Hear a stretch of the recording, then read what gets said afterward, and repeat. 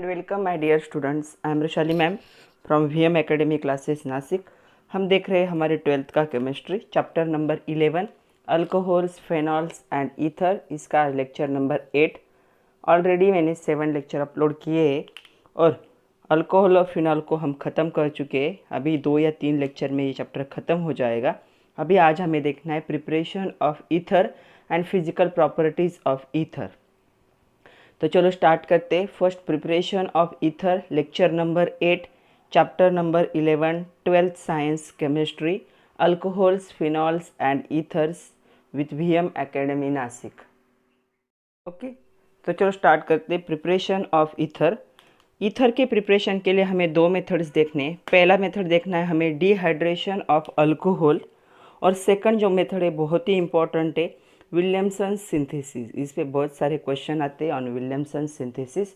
तो चलो स्टार्ट करते हैं। फर्स्ट हम देखेंगे डिहाइड्रेशन ऑफ अल्कोहल। डिहाइड्रेशन का मीनिंग क्या होता है? डिहाइड्रेशन का मीनिंग होता है हमें क्या करना है, रिमूवल ऑफ वाटर। मतलब अगर हीट करते हैं हम अल्कोहल को तो अल्कोहल का क्या हो जाएगा, डिहाइड्रेशन होगा, और वो क्या होगा, किस में कन्वर्ट होगा, ईथर में कन्वर्ट होगा। तो चलो देखते हैं। When alcohol is heated with dehydrating agents like concentrated H2SO4 use कर सकते हो या फिर H3PO4 यूज़ कर सकते हो, तब 2 प्रोडक्ट बनने की चांसेस है। किस पे डिपेंड होगा ये? Depends upon temperature. For example, dehydration of ethanol by H2SO4 gives ethoxy ethane at 413 Kelvin temperature, whereas it gives ethene in presence of 443 Kelvin temperature। मतलब अगर थोड़ा सा भी टेम्परेचर बढ़ता है, सिर्फ कितना डिग्री सेल्सियस का फ़र्क है, यहाँ पे अगर देखोगे तो 30 डिग्री सेल्सियस का फ़र्क है, 30 केल्विन का फ़र्क है। तो अगर 413 केल्विन टेम्परेचर है तो क्या बनेगा, इथॉक्सी इथेन बनेगा। तो ये 2 मोल लोगे, एक मोल इस साइड रहेगा, यह हाइड्रोजन निकल जाएगा और दूसरा मोल दूसरे साइड से आ जाएगा। तो यहाँ पे ये प्रोसेस हो सकती है। या फिर दूसरी क्या प्रोसेस हो सकती है, अगर टेम्परेचर थोड़ा सा बढ़ता है, 443 केल्विन होता है, तो ये इथेनॉल किस में कन्वर्ट हो जाएगा, इथिन में कन्वर्ट हो जाएगा। तो पहले इसमें क्या होगा वो देखते हैं हम। आप लोगों को, सब लोगों को यहाँ पे दिख रहा है, तो यहाँ पे होगा C2H5OH। इसके 2 मोल यूज़ किए, तो यहाँ पे दूसरा भी मैं लिख रही हूँ। ओके, तो यहाँ पे क्या होगा, ये जो है डिहाइड्रेशन, मतलब ये वाटर मोलिक्यूल क्या होगा, रिमूव होगा, और ये एक दूसरे को क्या होंगे, जॉइन होंगे। वही हमें मिल रहा है इथॉक्सी इथेन। ये कब होगा, एट 413 केल्विन टेम्परेचर। तो जो है डिहाइड्रेटिंग एजेंट है वो सेम ही है, सिर्फ टेम्परेचर का फ़र्क है। अगर 413 है तो हमें मिलेगा ईथर मिलेगा, जिसे हम क्या कहेंगे, इथॉक्सी इथेन। दूसरा जो है वहाँ पे क्या होगा, देखो C2H5OH, मतलब CH3CH2OH, ऐसा था राइट। इसे मैं थोड़ा सा रीअरेंज कर रही हूँ, यहाँ पे मैं OH लिख रही हूँ और यहाँ से मैं एक हाइड्रोजन हटा के यहाँ पे लिख रही हूँ। तो क्या होगा, डिहाइड्रेशन मतलब ये जो है वो चला जाएगा, और ये जाते जाते एक इलेक्ट्रॉन छोड़ जाएगा, ये जाते जाते एक इलेक्ट्रॉन छोड़ जाएगा, दोनों इलेक्ट्रॉन मिलके क्या करेंगे, यहाँ पे एक बॉन्ड फॉर्म करेंगे, और क्या फॉर्म होगा, इथिन फॉर्म होगा। ये होगा एट टेम्परेचर 443 केल्विन। तो आपको सिर्फ याद रखना है क्या होगा, जो डिहाइड्रेशन अल्कोहल का होगा, हीट करना पड़ेगा with dehydrating agents like concentrated H2SO4 और H3PO4। तो 2 प्रोडक्ट बनने के चांसेस है। It depends on temperature. अगर 413 केल्विन टेम्परेचर है तो हमें ईथर मिलेगा, और अगर यहाँ पे टेम्परेचर 443 केल्विन है तो क्या बन जाएगा, इथिन बन जाएगा। तो यहाँ पे देखोगे ये प्राइमरी अल्कोहल है, ये हमने लिखा प्राइमरी अल्कोहल, क्योंकि ये जो कार्बन है इससे जो OH अटैच है, इससे एक ही ग्रुप अटैच है, तो ये प्राइमरी अल्कोहल है।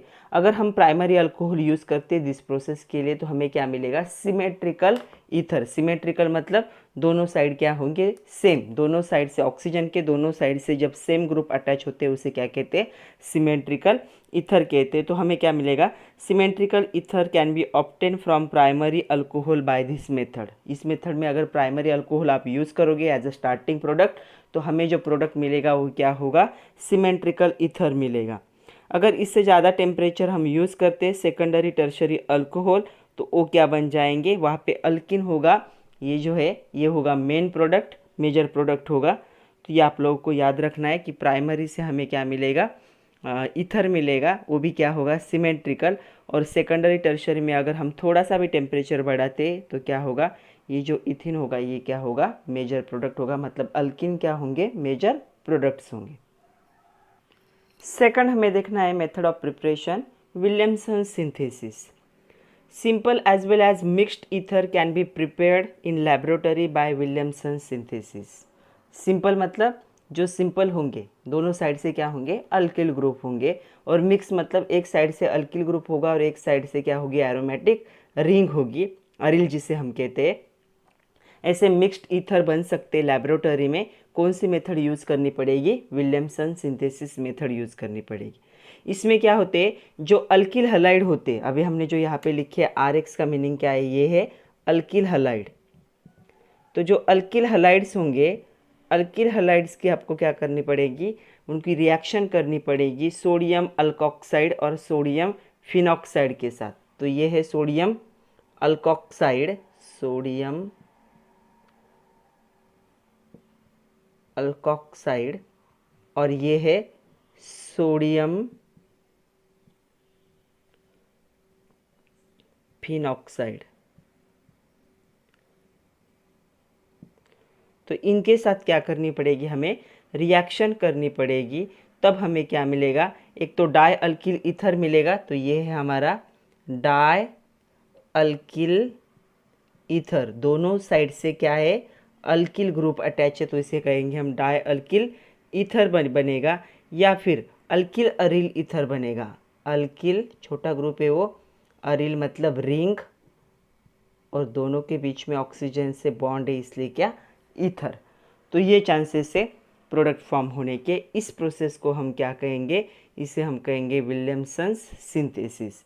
जब अल्किल हलाइड सोडियम अल्कोक्साइड और सोडियम फिनॉक्साइड के साथ रिएक्ट होंगे तब हमें क्या मिलेगा, डाई अल्किल ईथर मिलेगा या फिर अल्किल अरिल ईथर मिलेगा।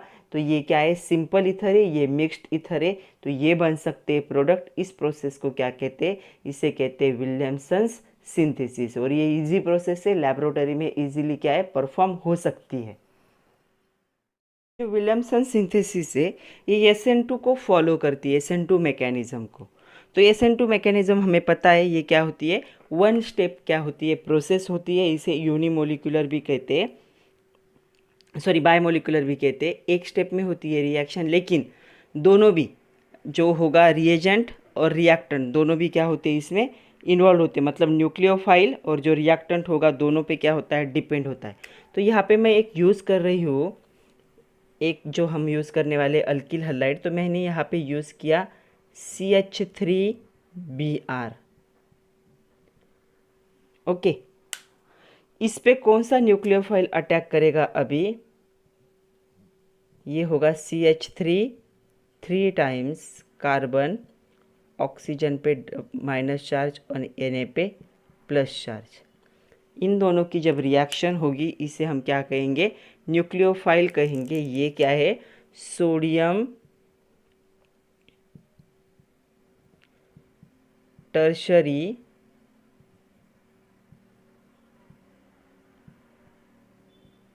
ब्यूटॉक्साइड। ओके, और ये है हमारा मिथिल ब्रोमाइड। अब जो SN2 मैकेनिज्म होता है वन स्टेप प्रोसेस है, इसमें क्या होता है, जो न्यूक्लियोफाइल होता है वो कार्बन को बैक साइड से क्या करता है, अटैक करता है कार्बन पे। तो जब कार्बन को लगता है कि कोई नया मेंबर आ रहा है तो जो पुराना बॉन्ड था उस बॉन्ड को वो क्या कर देता है, ब्रेक कर देता है, और जो ग्रुप चला जाता है उसे क्या कहते हैं, लिविंग ग्रुप। तो यहाँ पे क्या प्रोडक्ट फॉर्म होगा, देखो यहाँ पे प्रोडक्ट फॉर्म होगा, ये CH3 3 टाइम था, मतलब कार्बन इस 3 बॉन्ड से सराउंड था, 3 ऑक्सीजन, और यहाँ से कौन है, ज्वाइन हो गया CH3, और यहाँ पे एक बाय प्रोडक्ट फॉर्म हो गया, उसका नाम है NaBr। आ रहा है समझ में? तो क्या हुआ, ये जो न्यूक्लियोफाइल है, इस न्यूक्लियोफाइल ने क्या किया, इस कार्बन पे बैक अटैक किया जिसके साथ ब्रोमीन अटैच था। तो यहाँ पे बैक अटैक मतलब एक बॉन्ड फॉर्म कर रहा है इसके साथ, तो ये क्या करेगा, इस बॉन्ड को ब्रेक कर देगा, इस बॉन्ड को अपने से दूर जाने के लिए कहेगा, तो ये बॉन्ड ब्रेक होगा। तो यहाँ पे ये CH3CO और इस O किससे ज्वाइन हुआ है, CH3 से, तो इसे हम कहेंगे टर्शरी ब्यूटिल मिथिल ईथर। तो इसीलिए कहते हैं कि SN2 सॉरी जो ये रिएक्शन है Williamson reaction synthesis, it follows SN2 mechanism. Ether is form as result, ether form हो रहा है as a result, back side attack by the alkoxide और फिनॉक्साइड आयन, और जिसे न्यूक्लियोफाइल भी कह सकते हो, ऑन अल्किल हलाइड। तो अल्किल हलाइड पे ये जो है न्यूक्लियोफाइल बैक साइड से क्या कर रहा है, अटैक कर रहा है। ये जो साइड है इस साइड से Br अटैच है, इस साइड से अटैक पॉसिबल नहीं है, बैक साइड से क्या होगा, अटैक होगा। ये जो हमने SN1 SN2 जब देखा था तब डिटेल में देखा है लास्ट चैप्टर में। Alkyl halides are used in this reaction must be primary. जो अल्किल हलाइड होंगे प्राइमरी होंगे, अगर वो सराउंडिंग होंगे तो बैक अटैक का चांस क्या हो जाएगा, कम हो जाएगा। तो यहाँ पे अल्किल हलाइड जो यूज़ होते हैं क्या होंगे, ऑलवेज प्राइमरी होंगे। तो इसका एग्जाम्पल है tertiary butyl methyl ether can be synthesise by the reaction of methyl bromide with sodium tertiary butoxide. तो ये है उसकी रिएक्शन। आई होप आप लोगों को रिएक्शन अच्छे से समझ में आई है। SN2 में क्या होता है, एक स्टेप की रिएक्शन है, दोनों इन्वॉल्व होते हैं, दोनों पे रेट दोनों पे डिपेंड होता है, इसलिए SN2 कहते हैं। और यहाँ पे क्या करता है, जो न्यूक्लियोफाइल होता है वो क्या करेगा, बैक अटैक करेगा। तो हमने देखा कि अभी प्राइमरी अल्कोहल हमने यूज़ किया तो ऐसा प्रोडक्ट फॉर्म होगा। अगर हम सेकेंडरी या फिर टर्शरी अल्कोहल यूज़ करते हैं, मतलब टर्शरी और सेकेंडरी और टर्शरी क्लोराइड यूज़ करते या फिर ब्रोमाइड हलाइड यूज़ करते, तो क्या प्रोडक्ट होगा, ये प्राइमरी है क्योंकि C से 3 हाइड्रोजन जॉइन है और Br जॉइन है। जब तीनों भी हाइड्रोजन होते तो क्या आता है, प्राइमरी। 2 हाइड्रोजन और एक ग्रुप होगा तो सेकेंडरी, और एक भी हाइड्रोजन नहीं, सब क्या होंगे, ग्रुप होंगे, तो उसे हम क्या कहेंगे, टर्शरी। तो ये प्राइमरी अल्कोहल है, इसलिए क्या प्रोडक्ट दे रहा है, ईथर दे रहा है। अभी हम देखते हैं सेकेंडरी और टर्शरी अल्किल हलाइड अगर यूज़ करते हम तो मेन प्रोडक्ट क्या होगा, वहाँ पे इलिमिनेशन रिएक्शन हो जाती है। तो देखो यहाँ पे हमने यूज़ किया है tertiary butyl chloride, tertiary butyl chloride को यूज़ किया है, और इसकी रिएक्शन हम कर रहे हैं सोडियम इथॉक्साइड। तब हमें जो प्रोडक्ट मिलता है वो प्रोडक्ट होते हैं अल्किन प्रोडक्ट मिल रहा है, क्योंकि यहाँ पे इलिमिनेशन रिएक्शन होगी। तो ये बन चुका है आइसोब्यूटीन, डबल बॉन्ड है ना, इसलिए ENE। उसके साथ हमें क्या मिलता है, इथेनॉल भी मिलता है और NaCl भी मिलता है।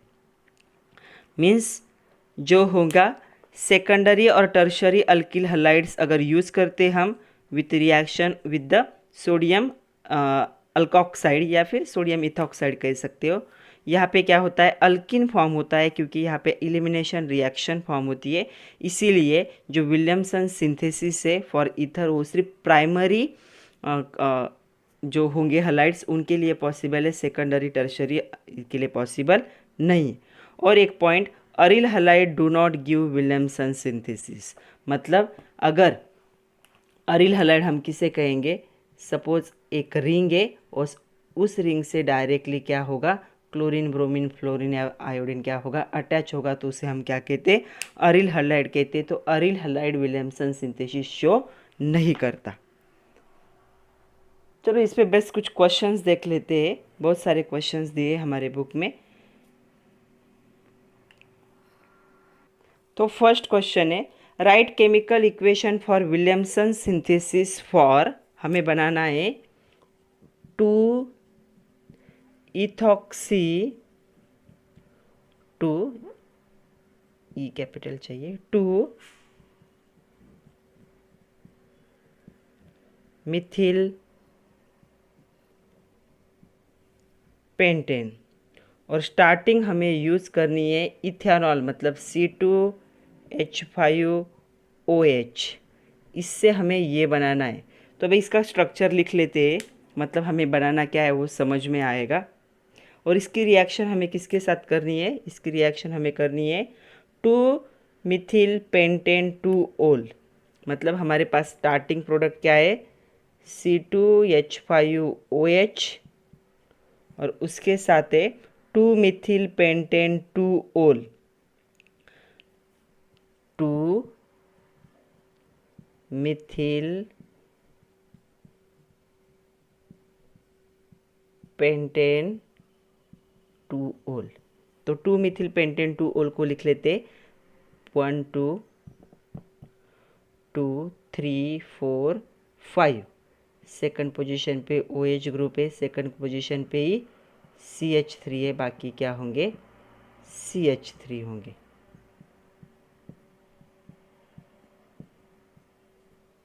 ओके, मतलब हमें इन दोनों की रिएक्शन करके ये प्रोडक्ट फॉर्म करना है। प्रोडक्ट क्या फॉर्म करना है वो भी देख लेते हैं। हमें प्रोडक्ट फॉर्म करना है 2-इथॉक्सी 2-मिथिल पेंटेन। तो 2-मिथिल पेंटेन मेन होगा, तो 2-मिथिल पेंटेन को हम क्या करते हैं? ड्रॉ कर लेते। तो यहाँ पे हो गया 1 2 3 4 5। तो एक कार्बन को मैं इस साइड में ड्रॉ कर रही हूँ। ओके, तो ये क्या है? 2-मिथिल, मतलब इसी पोजीशन पे CH3 ग्रुप भी होगा, यहाँ पे CH3 ग्रुप होगा, CH2 CH2 CH3। और ये जो है 1 2 पोजीशन पे कौन सा ग्रुप है? इथॉक्सी। इथॉक्सी मतलब होता है C2H5। तो हमें ये प्रोडक्ट बनाना है। आ रहा है समझ में? C2H5OC और ये ऐसा प्रोडक्ट फॉर्म होना चाहिए। ये है हमारा 2-इथॉक्सी 2-मिथिल पेंटेन और स्टार्टिंग प्रोडक्ट है हमारे पास, पहला है इथेनॉल और दूसरा है हमारे पास 2-मिथिल पेंटा 2-ओल। तो इन दोनों से हमें क्या करना है? इसे बनाना है। तो हमें पता है जो विलियमसन सिंथेसिस है उसमें अल्कोहल यूज़ नहीं होता, उसमें क्या यूज़ होता है? उसमें यूज़ होता है अल्किल हलाइड यूज़ होता है। तो हमें इथेनॉल को क्या करना पड़ेगा? पहले स्टेप में उसे किसी ब्रोमीन, आयोडीन या फिर क्लोराइड में क्या करना पड़ेगा? कन्वर्ट करना पड़ेगा। तो चलो स्टार्ट करते हैं। तो पहली रिएक्शन है हमारे पास से इथेनॉल। इसकी रिएक्शन हम कर रहे हैं HBr के साथ और इसे हम हीट करेंगे, सिर्फ हीट करेंगे और हमें क्या मिलेगा? C2H5Br मिलेगा और इसके साथ H2O क्या होगा? By product. ये हमारा हो चुका है इथेल ब्रोमाइड। इसका स्ट्रक्चर एक्चुअल कैसे होगा? CH3 CH2Br। ओके, अभी हमें क्या करना है? हमारे पास दूसरा जो दिया है वो भी क्या है? अल्कोहल ही है। हमें उसे कन्वर्ट करना पड़ेगा अल्कोक्साइड में, सोडियम अल्कोक्साइड में कन्वर्ट करना पड़ेगा। तो हमारे पास जो सेकंड दिया है स्टार्टिंग प्रोडक्ट वो क्या है? देखो CH3 हमारे पास, CH2 हमने अभी ड्रॉ किया था, इस साइड में CH3, इस साइड में CH3 और ये हो गया OH। ये दोनों स्टार्टिंग प्रोडक्ट हमें दिए, इसका नाम है 2-मिथिल पेंटेन 2-ओल। लेकिन हमें क्या चाहिए? हमें यहाँ पे ये नहीं चाहिए, हमें क्या चाहिए? अल्कोक्साइड चाहिए। तो इसकी रिएक्शन हमें करनी पड़ेगी एक्टिव मेटल के साथ, तो यहाँ पे 2 नंबर यूज़ करना पड़ेगा।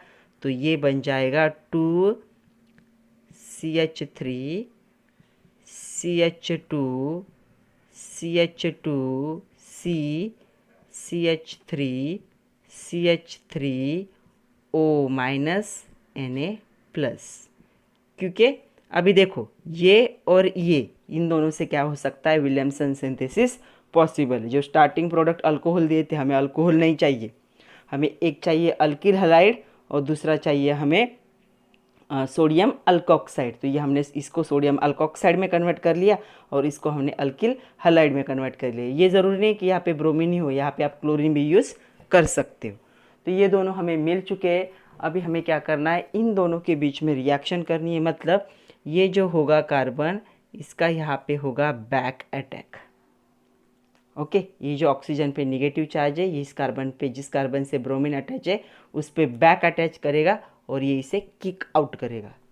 तो क्या प्रोडक्ट फॉर्म होगा, यहाँ पे प्रोडक्ट फॉर्म होगा। तो मैं प्रोडक्ट यहीं पे लिख रही हूँ, आई होप आप लोग समझ सकते हो। तो यहाँ पे फॉर्म होगा CH3, थोड़ा सा अलग कलर से लिखती हूँ ताकि आप लोग को समझ में आए। तो यहाँ पे होगा CH3, ये साइड लिख रही हूँ पहले मैं, CH2, C, CH3, यहाँ पे था CH3, ये था O। अभी सोडियम चला जाएगा, उसकी जगह पे कौन आ जाएगा, CH2, CH3। आ रहा है समझ में। तो ये प्रोडक्ट यहाँ पे क्या हो रहा है, फॉर्म हो रहा है। अभी इसका नाम क्या करते, देखते क्या आ रहा है। ओके, तो इसे मैं नंबरिंग कर रही हूँ 1 2, ऊपर से भी कर सकते हो 1 2 ऐसे, 3 4 5। तो ये 5 की चेन है। तो इसका नाम क्या आ सकता है, देखो। और ये जो सेकंड पोजीशन पे ये जो ग्रुप अटैच है, इसे क्या कहते हैं, इसे कहते हैं इथॉक्सी ग्रुप। तो सेकंड पोजीशन पे आ गया ethoxy group, comma, second position पे ही आ गया मिथिल, वो भी क्या है, एक सब्स्टिट्यूएंट है। और ये 5 की चेन है, इसलिए क्या हो गया ये पेंटेन। तो यही तो हमें क्वेश्चन में दिया था। क्वेश्चन क्या था, right chemical equation for Williamson synthesis of 2 ethoxy 2 Mithil pentane. तो ये बन गया 2 इथॉक्सी 2 मिथिल पेंटेन। और स्टार्टिंग उन्होंने क्या दिया था, इथेनॉल दिया था, और ये 2 मिथिल पेंटेन 2 ओल दिया था। तो हमने इथेनॉल को इथिल ब्रोमाइड में कन्वर्ट कर लिया और 2 मिथिल पेंटेन 2 ओल को इसको किस में कन्वर्ट कर लिया, सोडियम अल्कोक्साइड में कन्वर्ट किया। फिर इन दोनों की रिएक्शन, ये बन गया न्यूक्लियोफाइल, इसने इस कार्बन पे बैक अटैक किया, जिससे ब्रोमीन अटैच था, ब्रोमीन निकल गया और ये दोनों ग्रुप एक दूसरे से अटैच होकर उन्होंने क्या बना लिया, 2 इथॉक्सी 2 मिथिल पेंटेन बना लिया। तो ये बहुत इंपॉर्टेंट क्वेश्चन था। आई होप अभी आप लोगों को समझ में आया है। अल्कोहल से विलियमसन सिंथेसिस पॉसिबल नहीं है, इसलिए इनको हमने क्या कर लिया, एप्रोप्रिएट रिएजेंट में कन्वर्ट कर लिया। कभी कभी क्वेश्चन आता है, what are limitations of Williamson synthesis. तो विलियमसन सिंथेसिस का सबसे बड़ा जो है लिमिटेशन वो है, अगर हम टर्शरी यूज़ करते हैं, टर्शरी अल्किल हलाइड, यहाँ पे मैंने लिया टर्शरी ब्यूटिल क्लोराइड, और इसकी रिएक्शन हम अगर करते हैं किसी भी अल्किल सोडियम अल्कोक्साइड के साथ, तो यहाँ पे मैं ले रही हूँ Na+O- और यहाँ पे यूज़ कर रही हूँ C2H5। तो यहाँ पे एक्चुअल प्रोडक्ट क्या फॉर्म होना चाहिए था, ईथर फॉर्म होना चाहिए था, लेकिन यहाँ पे ईथर फॉर्म नहीं होता। यहाँ पे इलिमिनेशन रिएक्शन हो जाती है और यहाँ पे क्या फॉर्म होता है, यहाँ पे अल्किन्स फॉर्म होते हैं, उसके साथ इथेनॉल फॉर्म होगा, मतलब अल्कोहल फॉर्म होंगे और NaCl बाय प्रोडक्ट बनेगा। तो क्या है, secondary and tertiary alkyl halides are used for the reaction of the Williamson synthesis. They mainly shows the product alkene formation, that is the elimination reaction. और दूसरा drawback है या दूसरा लिमिटेशन ये पहला हो गया कि सेकेंडरी और टर्शरी जो है वो ईथर नहीं बनाते, वो क्या बनाते हैं, वो बनाते हैं अल्किन्स बनाते हैं, वो उनका मेन प्रोडक्ट होता है और यहाँ पे इलिमिनेशन रिएक्शन होती है। ये हो गया पहला लिमिटेशन। दूसरा लिमिटेशन है अरिल हलाइड जो होंगे, अभी हमने बात की थी, अरिल हलाइड जो होंगे उनके साथ भी विलियमसन रिएक्शन पॉसिबल नहीं है। अरिल हलाइड मतलब किसी भी अरिल ग्रुप से, मतलब किसी भी रिंग से अगर कोई हलाइड अटैच है तो वो भी विलियमसन सिंथेसिस नहीं दिखा सकता। तो ये दो क्या थे, लिमिटेशंस थे। तो सिर्फ विलियमसन सिंथेसिस किसके लिए पॉसिबल है, only for the primary halides के लिए, प्राइमरी अल्किल हलाइड के लिए। नेक्स्ट क्वेश्चन है, can you think, from page number 249। Comment करना है सिर्फ, Williamson synthesis is effectively a method of preparation of ether from two alkoxy compound. तो दो अल्कोक्सी कंपाउंड से क्या हम बना सकते हैं? तो Williamson synthesis effectively method of preparation of ether from two alkoxy compound because the two substrate of Williamson synthesis namely nucleophile and alkyl halide can be obtained from the alkoxy compound। इससे पहले हमने जो example देखा था वो वैसा ही था। Suppose अगर आपके पास C2H5OH ऐसा कोई है, इसे हम क्या कहेंगे? Hydroxy compound. मतलब ये अल्कोहल ही है लेकिन OH ग्रुप अटैच है, इसलिए क्या कहते हैं? Hydroxy compound. तो इससे विलियमसन सिंथेसिस के जो स्टार्टिंग दो है वो दोनों हम बना सकते। यस, हम बना सकते। यहाँ पे हम करेंगे रिएक्शन विथ HX और यहाँ पे रिएक्शन करेंगे विथ द एक्टिव मेटल। तो यहाँ पे बन जाएगा C2H5X। तो ये बन गया अल्किल हलाइड। ओके, और यहाँ पे ये बन जाएगा C2H5O- Na+। तो ये बन गया अल्कोक्साइड, सोडियम अल्कोक्साइड। तो इन दोनों के रिएक्शन से ही तो विलियमसन सिंथेसिस बनती है। तो अगर आपको स्टार्टिंग प्रोडक्ट कोई अल्कोक्सी कंपाउंड दिया गया तो विलियमसन सिंथेसिस पॉसिबल है? यस, पॉसिबल है। उनको सिर्फ अलग फॉर्म में कन्वर्ट करके रिएक्शन करनी पड़ेगी। नेक्स्ट क्वेश्चन है, ethyl isopropyl ether does not form on reaction of sodium ethoxy and isopropyl chloride। तो क्या है? Sodium ethoxy and isopropyl chloride. तो पहले मैं यहाँ पे आइसोप्रोपिल क्लोराइड लिख रही हूँ। आइसोप्रोपिल क्लोराइड मतलब CH3CH3Cl। आइसोप्रोपिल क्लोराइड की रिएक्शन किसके साथ? सोडियम इथॉक्साइड के साथ, मतलब C2H5O- Na+ के साथ ये रिएक्शन पॉसिबल नहीं है, ऐसे कहा जाता है। ऐसे क्यों कहा जाता है? ये रिएक्शन जो है इन दोनों की, क्या ये प्रोडक्ट बना सकती? C2H5O CH3 ये प्रोडक्ट बना सकती है? तो इसका आंसर है नो। ये प्रोडक्ट यहाँ पे, ये रिएक्शन यहाँ पे पॉसिबल नहीं है। तो इस पे अभी दो क्वेश्चन है। पहला क्वेश्चन है, what would be the main product of this reaction. तो इस रिएक्शन का मेन प्रोडक्ट क्या होगा? ये रिएक्शन क्या है? अगर ऐसी रिएक्शन होती है तो इसका मेन प्रोडक्ट क्या होता है? अल्किन होता है। तो यहाँ पे क्या फॉर्म होगा? CH3CH डबल बॉन्ड CH2, इसके साथ C2H5OH फॉर्म होगा और NaCl क्या होगा? सेपरेट होगा। तो इसका नाम क्या है? मेन प्रोडक्ट का क्या है? प्रोपिन। यहाँ पे क्या है? मेन प्रोडक्ट होगा। तो ये आप एडिशन दिखा के प्रोपिन को मेन प्रोडक्ट दिखा सकते हो। तो isopropyl chloride is secondary chloride on treating with sodium ethoxide it gives the elimination reaction to form the propene as a main product. तो यहाँ पे प्रोपिन मेन प्रोडक्ट बन जाएगा। सेकंड क्वेश्चन है इसी रिएक्शन पे, right another reaction suitable for preparation of ethyl isopropyl ether. तो हमें क्या है? इथिल आइसोप्रोपिल ईथर बनाना है। तो उसके लिए हमें उन्होंने सुटेबल क्या बनाया है? सुटेबल रिएक्शन लिखो। तो कौन सी रिएक्शन सुटेबल होगी? तो अभी हमें इसकी ज़रूरत नहीं, हमें स्टार्टिंग प्रोडक्ट ही चेंज करने, क्योंकि हमें आने वाला प्रोडक्ट ये चाहिए। ओके, तो आने वाले प्रोडक्ट के लिए हमारे पास दो होते हैं रिएक्टेंट। तो हमारा जो होगा अल्किल हलाइड, तो अल्किल हलाइड हमें स्मॉल लेना पड़ेगा। तो अल्किल हलाइड मैं यहाँ पे यूज़ कर रही हूँ C2H5Cl। और जो होगा सोडियम मिथॉक्साइड वो बड़े साइज़ वाला यूज़ कर सकते हैं हम, Na+O-। और ये जो बड़ी साइज़ है वो होगी CH, उसके बाद CH3। तो इसे मैं थोड़ा सा स्प्लिट करके लिखती हूँ, CH3CH2। तो ये जो है न्यूक्लियोफाइल यहाँ पे अटैक करेगा और ये बॉन्ड ब्रेक होगा, तो हमें ये प्रोडक्ट मिलेगा। देखो C2H5, तो ये C2H5 यहाँ से ऑक्सीजन CH, तो यहाँ पे ये बन गया। तो इथिल आइसोप्रोपिल ईथर, ये इथिल आइसोप्रोपिल ईथर है, can be prepared by using ethyl chloride जो कि प्राइमरी अल्कोहल है as a substrate with sodium isopropoxide. तो ये सोडियम आइसोप्रोपॉक्साइड के साथ अगर रिएक्शन करेंगे तो ये प्रोडक्ट बनेगा। जो दिया हुआ था रिएक्शन में उससे बनना पॉसिबल नहीं, क्योंकि वो क्या था, सेकेंडरी क्लोराइड था।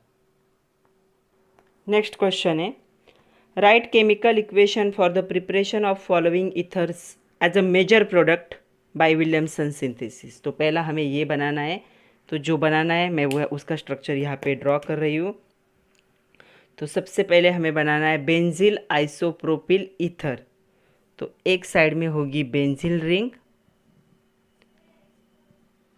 यहाँ पे होगा CH2O CH3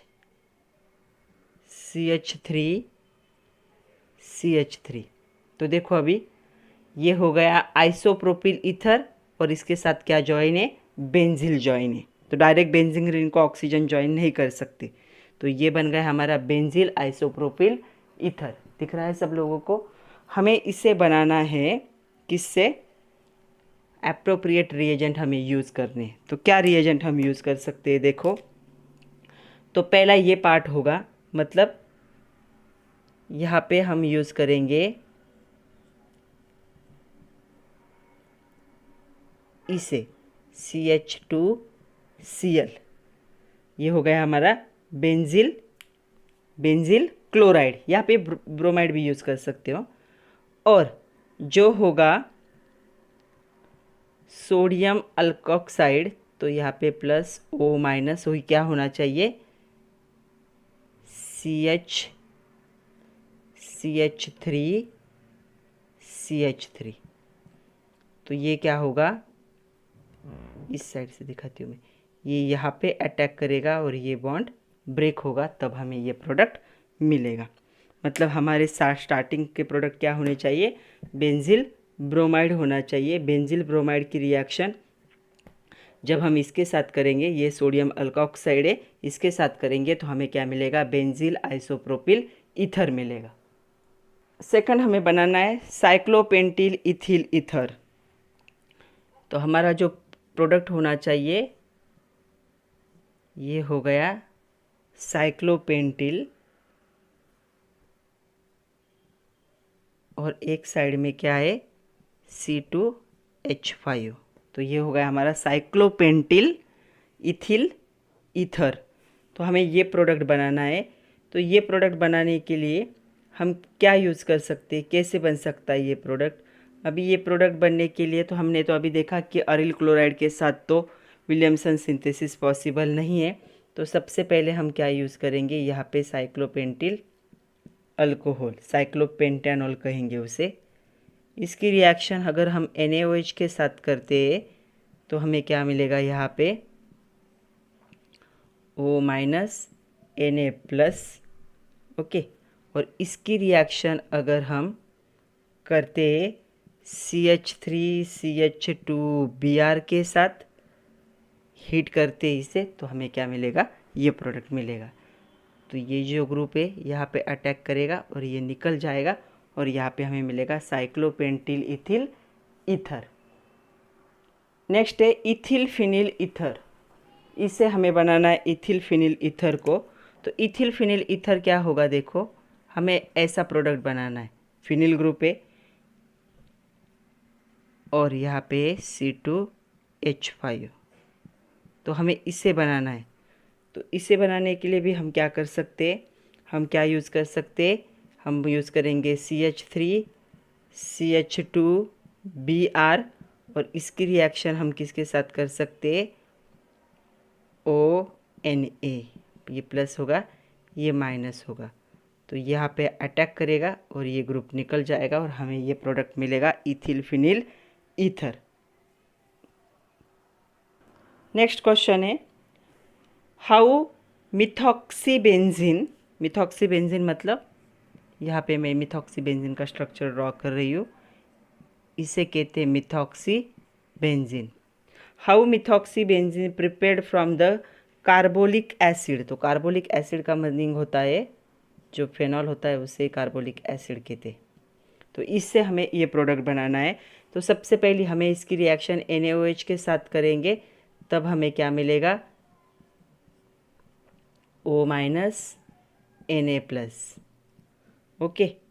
और फिर इसकी रिएक्शन हम करेंगे CH3I के साथ, तब ये क्या करेगा, यहाँ अटैक करेगा, आयोडीन रिमूव होगा और हमें ये प्रोडक्ट मिलेगा मिथॉक्सीबेंजीन। तो ये था, दिया हुआ नाम है इसका कार्बोलिक एसिड, फिनॉल ही है ये, अनदर नेम है कार्बोलिक एसिड, और इससे हमें बनाना था मिथॉक्सीबेंजीन। तो इस पहली रिएक्शन होगी NaOH के साथ रिएक्शन करनी है, और दूसरे स्टेप में CH3I के साथ, मतलब अल्किल हैलाइड के साथ थोड़ा सा हीट करना पड़ेगा, तब क्या बनेगा, मिथॉक्सीबेंजीन बनेगा, और इसके साथ एक बाय प्रोडक्ट फॉर्म होगा जो होगा NaI। सेकंड सब टॉपिक है हमारा फिजिकल प्रॉपर्टीज़ ऑफ ईथर। तो हमें 4 प्रॉपर्टीज़ देखने हैं, physical state, polarity, boiling point and solubility. तो पहले देखते हैं हम फिजिकल स्टेट। तो जो डाईमिथिल ईथर और ethyl methyl ether are gases. तो डाईमिथिल ईथर और इथिल मिथिल ईथर क्या होते हैं, गैसेस होते हैं। डाईमिथिल ईथर मतलब CH3O CH3, ये हो गया डाईमिथिल ईथर। और दूसरा है इथिल मिथिल ईथर मतलब CH3O C2H5, ये दोनों भी कौन से फॉर्म में होते, गैस के फॉर्म में होते। Other ethers are colourless liquid, इसके अलावा बाकी सारे ईथर क्या होंगे, कलरलेस होंगे, लिक्विड होंगे, एंड प्लीजेंट ओडर मतलब एक अच्छी स्मेल वाले केमिकल होंगे, जिनसे हमें इरिटेशन या हेडेक नहीं हो सकता। तो आपको याद रखना है सिर्फ ये दोनों भी क्या होंगे, गैस फॉर्म में होंगे। अदर कौन से फॉर्म में होंगे, लिक्विड फॉर्म में होंगे, क्या होंगे, कलरलेस होंगे, और इनका जो स्मेल होगा वो थोड़ा सा प्लीजेंट होगा, मतलब थोड़ा सा अच्छा वाला होगा, इरिटेशन वाला नहीं होगा। ये है इसकी फिजिकल स्टेट। सेकंड है पोलैरिटी। तो ईथर का ये जनरल फार्मूला। तो यहाँ पे क्या होता है, ये आर मतलब क्या होंगे, कार्बन कार्बन ही होंगे। तो ये जो बॉन्ड एंगल होता है वो क्या होना चाहिए था, एक्चुअल कितना होना चाहिए था, 180। लेकिन हमें पता है इस ऑक्सीजन पे यहाँ पे भी एक लोन पेयर है और यहाँ पे भी एक लोन पेयर है, 2 लोन पेयर में मिलके क्या करते हैं, 2 लोन पेयर है, तो दोनों 2 लोन पेयर मिलके इसे क्या करेंगे, इसे दबाएंगे। तो यहाँ पे क्या होना हो जाएगा, ये थोड़ा सा ऐसे होगा, क्योंकि लोन पेयर क्या है, दबाते, हम 11th में देख चुके हैं। तो ये जो एंगल है 180 डिग्री होना चाहिए था, तो लोन पेयर उसे कितना बना देते, 110। तो यहाँ पे ये एंगल नहीं होता, कौन सा एंगल होगा, 110 डिग्री सेल्सियस। और यहाँ पे हमें पता है कि इन दोनों के बीच में जो बॉन्ड फॉर्म होता है उसकी वजह से क्या होता है, पोलैरिटी आती है। तो यहाँ पे हम नेट डायपोल मोमेंट को ऐसे दिखाते थे, याद है। तो क्या होगा, since carbon oxygen carbon bond angle is 110 degree and not 180, the bond of dipole moment of 2 CO bond do not cancel each other. अगर ऐसी कंडीशन होती तो क्या होता, यहाँ पे जो डायपोल क्रिएट हो रहा है, यहाँ पे जो डायपोल क्रिएट हो रहा है, एक दूसरे को क्या करते, कैंसल करते। लेकिन इन दोनों का एंगल कम हो रहा है, ये क्लोज आ रहे हैं, तो डायपोल यहाँ पे कैंसल नहीं होगा। Means the ethers possess the small net dipole moment. तो ये जो डायपोल मोमेंट है थोड़ा सा उनमें होता है। इसका एग्जाम्पल है dipole moment of the ethyl ether is 1.18 D। तो जो इथिल ईथर होगा, इथिल ईथर मतलब जो डाईथिल ईथर होगा, मतलब C2H5O C2H5। तो ये क्या करेंगे, इस पे यहाँ पे lone pair lone pair lone pair मिलके क्या करेंगे, इसे दबा देंगे, तो ये ऐसा बन जाएगा C2H5। यह 11th में हम पढ़ चुके, C2H5, ये लोन पेयर एंगल होगा 110 डिग्री। और जो डायपोल मोमेंट है जिसे ऐसे दिखाया जाता है वो कितना होगा, 1.18 D। तो एक MCQ पॉइंट है, आप लोगों को याद रखना है कि जो डाई इथिल ईथर्स होंगे उनकी डायपोल मोमेंट कितनी होती है, 1.18 D होंगी। तो यहाँ पे अगर ऐसी कंडीशन होती तो ये डायपोल इस डायपोल को क्या करता, कैंसिल करता, लेकिन यहाँ पे कैंसिल नहीं हो रहा है। क्यों? बॉन्ड एंगल कब हो रहा है, ये लोन पेयर मिलके बॉन्ड को दबा रहे हैं, बॉन्ड की साइज को कम कर रहे हैं। एक्चुअल 180 होना चाहिए तो कितना बन गया, 110 बन गया, और इसकी वजह से थोड़ा सा डायपोल होगा। और एक ही एग्जाम्पल दिया है हमारे सिलेबस में, ये आपको याद रखना है। थर्ड है boiling point. Ethers are weakly polar as a hydrocarbon of compound molecular mass. तो ये क्या होते हैं, वीकली क्या होते हैं, पोलर होते हैं। हाइड्रोकार्बन्स क्या है, दोनों का क्या है, कंपेरेबल मोलिकुलर मास होता है, तो दोनों क्या है, ऑलमोस्ट इक्वली हुए। तो यहाँ पे जो बॉन्ड होता है कार्बन और ऑक्सीजन दोनों साइड से कार्बन के साथ ही है, तो ये क्या होंगे, कंपेरेबल होंगे मास में। The boiling point are not affected, तो इसीलिए इसके बॉइलिंग पॉइंट पे कोई इफेक्ट नहीं होता। Boiling point of ether shows graduate increase with increase in molar mass. जितना मोलर मास बढ़ाओगे उतना क्या होगा, बॉइलिंग पॉइंट इंक्रीज होगा। मतलब C2CH3O CH3 से बॉइलिंग पॉइंट किसका ज़्यादा होगा, C2H5O C2H5। क्यों? सिर्फ मोलिक्यूल की साइज बढ़ रही तो वो बॉइलिंग पॉइंट बढ़ेगा, तो ये सब जगह पे बढ़ता है। Lower the ether are highly volatile and highly inflammable substance. जो लोअर ईथर होते हैं, लोअर मतलब ये लोअर ईथर है, ये क्या होते हैं, हाईली होलाटाइल होते हैं। मतलब अगर ये लिक्विड फॉर्म में अगर हम उनको ऐसे ओपन रख दें एयर में तो वो गैसेस फॉर्म में कन्वर्ट हो जाते हैं, जैसे कि नैप्थेलिन बॉल्स होते हैं या फिर कैम्फर होता है। वैसे जैसे पेट्रोल डीजल को ओपन रखिए तो क्या होते हैं, वेपोराइज होते हैं, उसे होलाटाइल नेचर कहोगे। तो ये होलाटाइल भी है, हाईली क्या है, इनफ्लेमेबल है। मतलब थोड़े भी अगर फायर के कांटेक्ट में आते they catch fire like petrol and diesel. तो ईथर भी क्या होते हैं, हाईली इनफ्लेमेबल होते हैं, लेकिन बॉइलिंग पॉइंट पे कोई ज़्यादा इफेक्ट नहीं होता। सिर्फ साइज जितनी बढ़ेगी बॉइलिंग पॉइंट क्या होगा, इंक्रीज होगा। Solubility next. सोल्यूबिलिटी किस पे डिपेंड होती है, सोल्यूबिलिटी डिपेंड होती है हाइड्रोजन बॉन्ड। तो हमें पता है ईथर का फॉर्मूला ऐसे होता है, तो यहाँ पे इस पे आ गया माइनस, मतलब पार्शियल निगेटिव पार्शियल पॉजिटिव। जब ये वाटर के कांटेक्ट में आएगा तो वाटर पे भी हमें पता है पार्शियल निगेटिव होता है, यहाँ पे पार्शियल पॉजिटिव। तो यहाँ पे क्या हो सकती है, इंटरमोलिकुलर हाइड्रोजन बॉन्डिंग पॉसिबल है। The intermolecular hydrogen bonding that hold the alcohol molecule together strongly is not present in ether and alkanes. तो स्टेबिलिटी जो होगी ईथर की in water is similar to that of alcohol as comparable molecular mass. तो alcohol जैसी होती है। This is because ether can form a hydrogen bond with the water through the ethereal oxygen. जो ethereal oxygen है मतलब दोनों side से join है, उसके साथ क्या करता है, ये हाइड्रोजन बॉन्ड को ऐसे हाइड्रोजन बॉन्डिंग फॉर्म करता है। इसे हम कहेंगे इंटरमोलिकुलर हाइड्रोजन बॉन्डिंग। तो ये भी क्या होंगे, वाटर में डिजॉल्व होंगे।